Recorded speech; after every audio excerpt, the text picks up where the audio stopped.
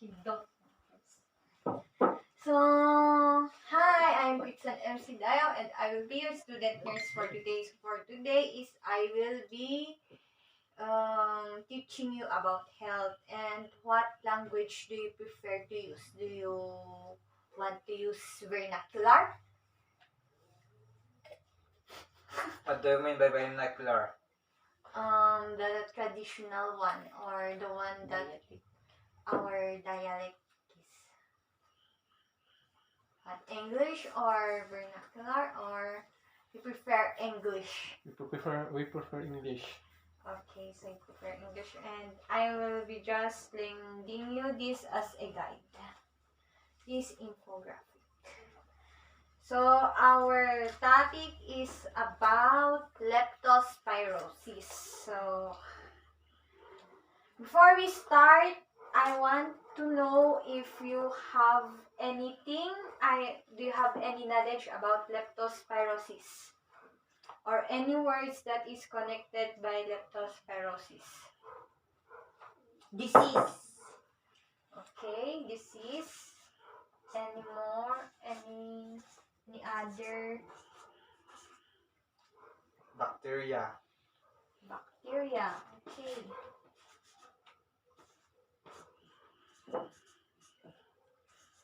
And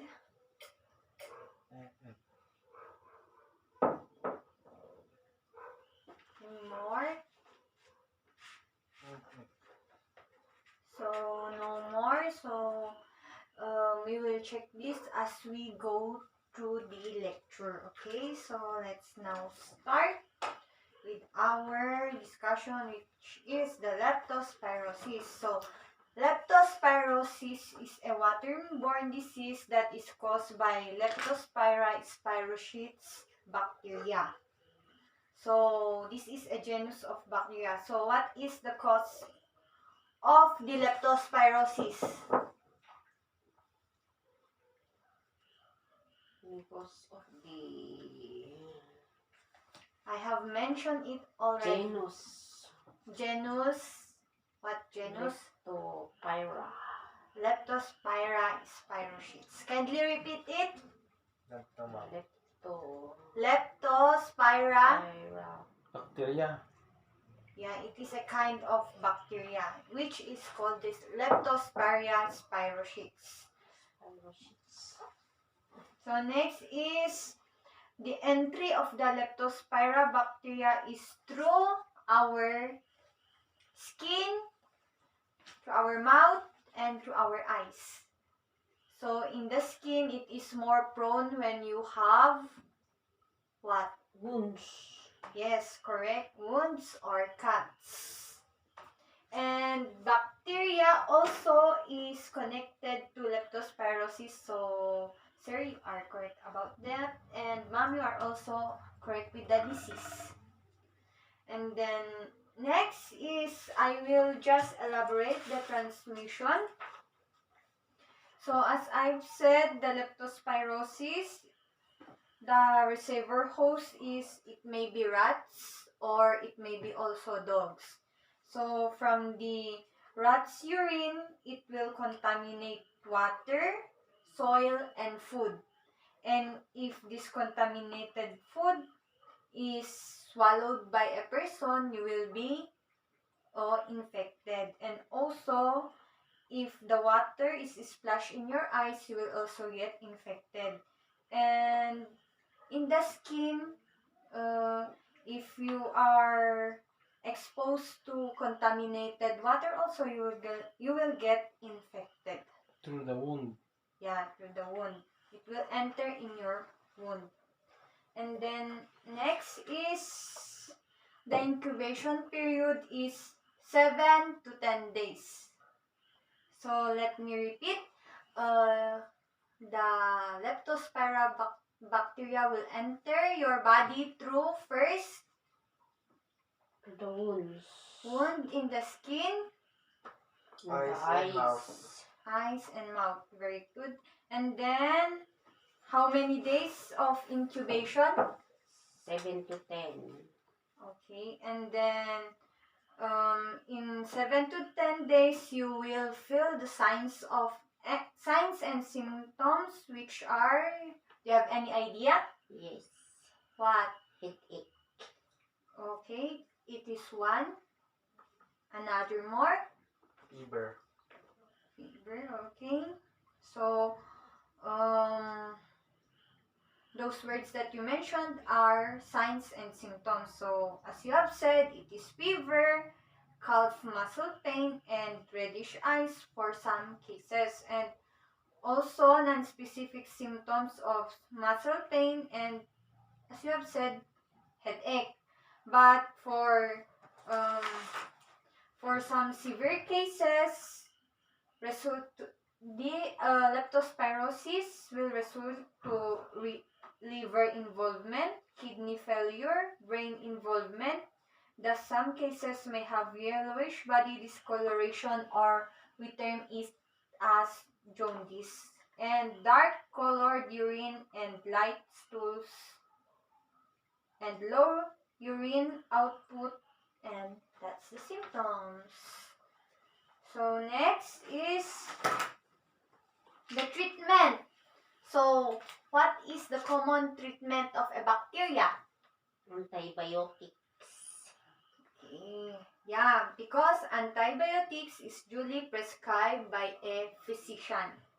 And we must take note that early recognition and treatment within 2 days of illness to prevent complications of leptospirosis. So, we must consult, Doctor. yeah, and seek for advice. And did you know one fact, okay? Philippines health officials announced a 13% increase in leptospirosis cases in the year of 2021 compared to the same period in 2020. Another supporting details, Health Undersecretary Maria Rosario Vergire said there are 589 leptospirosis cases reported from January 1 to June 9 in the year of 2021. This compares to 520 cases reported during the same period in 2020. And you must be aware, because Cordillera Administrative Region, Western Visayas, and Cagayan Valley regions reported the highest incidence of the bacterial disease. And take note, we are part of Cordillera Administrative Region. So before we move on, do you have any questions? None. Okay, none. So as I've said, let's continue. So there are prevention and control so that leptospirosis will not spread. So do you have any idea how to prevent and control leptospirosis? Boil water. Why do you say so, and how it is connected? Because if the water was contaminated by the urine of the rat, it can cause leptospirosis. And when you boil the water, It would kill the bacteria. okay, so you have point there, sir, and nice one. Another more. Putting chlorine in the water Why do you say so? so that it will kill the bacteria inside the water. Oh yeah, you have also a point. Wearing rain boots and avoid walking in pool of water, especially during this rainy season. Okay, you have also a point, sir, and they are all, although some are not included in the guide, but you are all correct, and that is nice to know that you are aware. So let me mention more about the prevention and control so that your knowledge will be wider. So first is avoid swimming or wading in potentially contaminated water or flood water. And as I've said by Sir, use of proper protection like boots and gloves when requires exposure to contaminated water. And the next is drain potentially contaminated water when possible. And another thing is control rats in the household by using rat trap or rat poison, maintaining cleanliness in the house. So, do you have any questions or do you want to add any informative information about our discussion?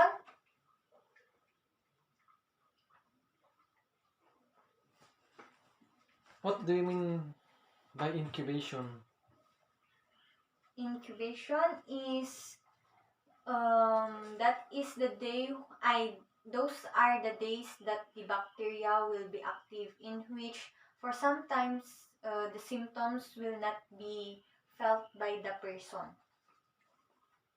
Incubation period is the range of days where the bacteria will spread in your body that will cause it to reproduce more and causes you severe symptoms. Okay, did I answer your question? Okay, thank you. How about What are examples of antibiotics to prevent leptospirosis? Actually, I didn't focus on that, but some of what I've read is it depends on the doctor who will prescribe you the medicine. But one antibiotics that is common is penicillin. The reason is for some other people they have allergies, so they need some considerations. But as I've said, one antibiotic that most known is penicillin. So is that is your question answerable? Okay, anything more?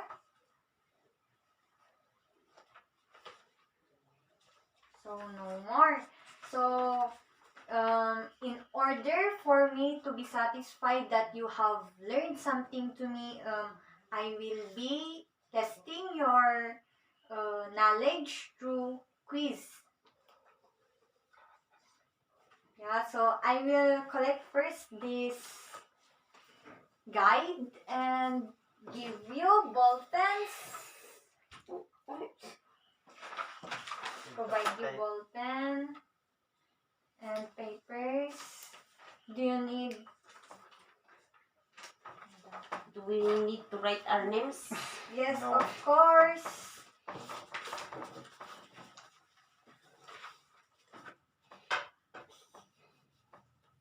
Ready? No cheating.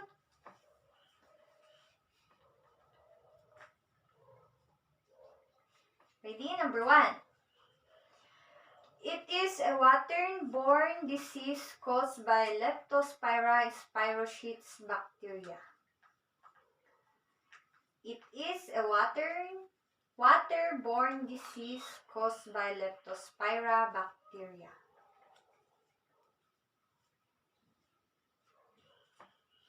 Next.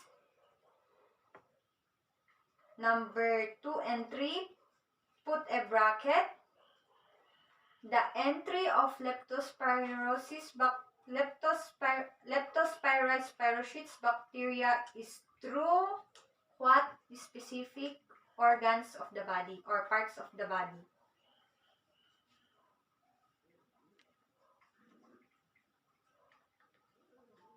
Do I need to repeat? Okay, number 4. Number 4, what is the range of incubation period?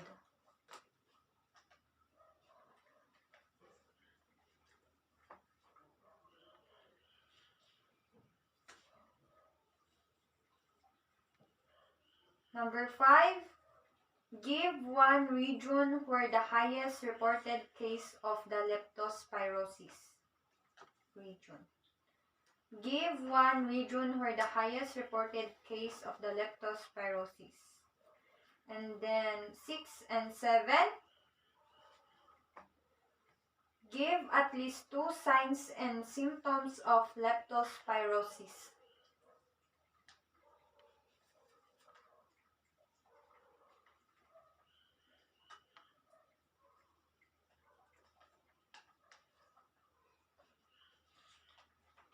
Are you done? Yes. Okay, kindly exchange your papers with your seatmates. Wait, I will just stop this so that it will not stop. Okay, so number 1, the answer is leptospirosis. Number 2 and 3, kindly mention the entry of leptospirosis. Wounds, cuts, eyes, nose, mouth. Okay. Next, number 4. What is the range of incubation period? 7 to 10 days. Okay. One region where the highest reported case of the leptospirosis. Cordillera region. Okay, then give at least 2 symptoms. Fever and headache. Headache. Yung open fever. Yeah. Perfect. Wow. So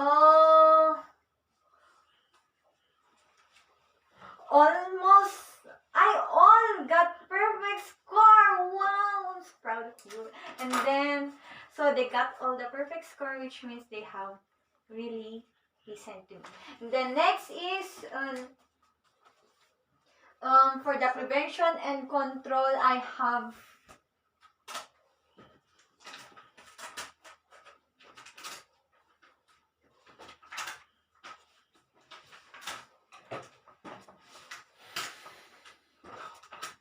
prepared here sentences in which you will categorize them if they are doable during the prevention and control or not doable.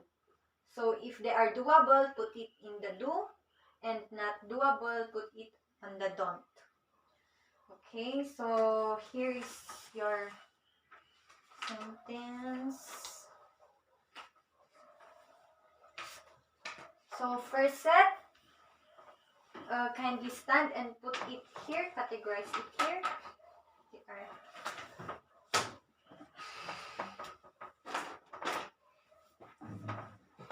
Swim in the flood water discloses the category of don't. So drink water from rivers and canals. Yes, it's correct. Drain contaminated water only when asked to do. Yes. Swim in flood water. Next is another set, last set.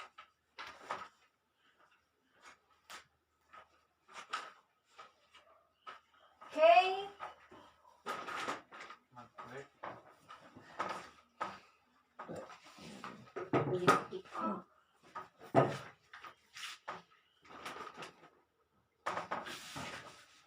Cover and cuts. So, doable. Wash hands with soap after handling animals. Wear protective clothing. Control rats by rat poisoning. And doable. Cover any cuts and grazes with waterproof cellophane. Do you agree? Yes, Why cellophane? because it serves as a barrier. Okay, Cindy. So, very good. Thank you for your cooperation. And I will leave you this guide so that you can still read it and remember what I have taught. Okay, thank you very much for your cooperation. Thank you also for the information.